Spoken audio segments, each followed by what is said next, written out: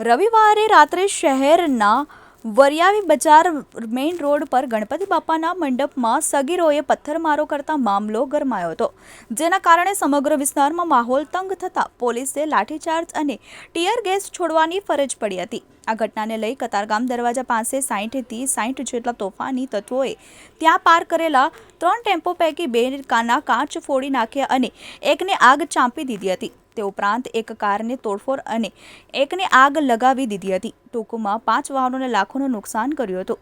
આ ગુનામાં લાલગેટ પોલીસે દિનેશ રણછોડ ઠાકોર અને જયેશ દિલીપ પટેલ અને દેબાસિંહ આનંદ ઘોષની ધરપકડ કરી છે। હજુ આ ગુનામાં અન્ય કોણ કોણ સામેલ હતા તેની માહિતી મેળવવા માટે ત્રણેય આરોપીઓના પોલીસ રિમાન્ડ લઈ તપાસ શરૂ કરાશે, જેમાં આરોપી જયેશ ચાઇનીઝની લારી ચલાવે છે, જ્યારે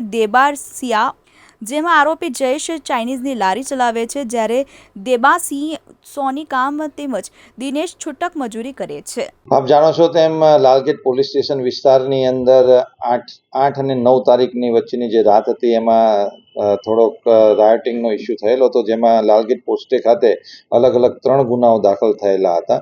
જેમાં જે ત્રીજો ગુનો હતો જે કતારગામ દરવાજા પાસે બનેલો હતો, જેમાં 70 થી 80 જણાનો અજાણ્યા ટોળાએ 5 વાહનોને નુકસાન કરેલું હતું, જેમાં 3 ગાડીઓના કાચ તોડેલા હતા અને 2 ગાડીઓને સળગાવેલી હતી, જેનો અલગથી એક રાયોટિંગ અને બિગાડનો એક ગુનો દાખલ કરવામાં આવેલો હતો। જેની તપાસ કરતા સીસીટીવીના આધારે આજે લાલગેટ પોલીસ સ્ટેશન દ્વારા 3 આરોપીઓની ધરપકડ કરવામાં આવેલી છે। જેમાં પહેલો આરોપી છે દિનેશ કુમાર રણછોડભાઈ ઠાકોર, જે કુબેરનગર કતારગામનો રહેવાસી છે। બીજો આરોપી છે જયેશ દિલીપભાઈ પટેલ, જે 27 વર્ષની ઉંમર છે અને વેડ રોડનો રહેવાસી છે। અને ત્રીજો આરોપી છે દેબાસિંહ આનંદ ઘોષ, જે કુબેરનગર ચોકી કતારગામ પાસેનો રહેવાસી છે, જે મૂળ હુગલી વેસ્ટ બેંગાલનો છે। આ ત્રણેય આરોપીને ધરપકડ કરવામાં આવેલી છે અને આવતીકાલે સમય મર્યાદાની અંદર નામદાર કોર્ટની અંદર રજૂ કરી એમના રિમાન્ડ મેળવવામાં આવશે।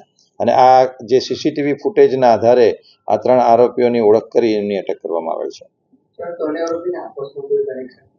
એ હવે તપાસનો વિષય છે કે આ લોકો કયા ઉદ્દેશથી અહીંયા આવીને આ કૃત્ય કરેલું છે। રિમાન્ડ ઉપર આરોપીઓ છે, એ રિમાન્ડની અંદર આ તમામ વસ્તુઓ ચેક કરવામાં આવશે અને આના સિવાય અન્ય બીજા આરોપીઓ એમની સાથે આવેલા હોય એ ઇન્ટ્રોગેશન દરમિયાન ઓપન કરીને એમને પણ અટક કરવામાં આવશે। આ મોબ હતું, 70 થી 80 જણાનું ટોળું હતું અને આ લોકોએ જે 5 વાહનોને નુકસાન કરેલું હતું, તો સીસીટીવીમાં આ ટોળાની અંદર આ લોકોની ઓળખ થયેલી હતી। એના આધારે લાલગેટ પોલીસે એ લોકોની ધરપકડ કરી।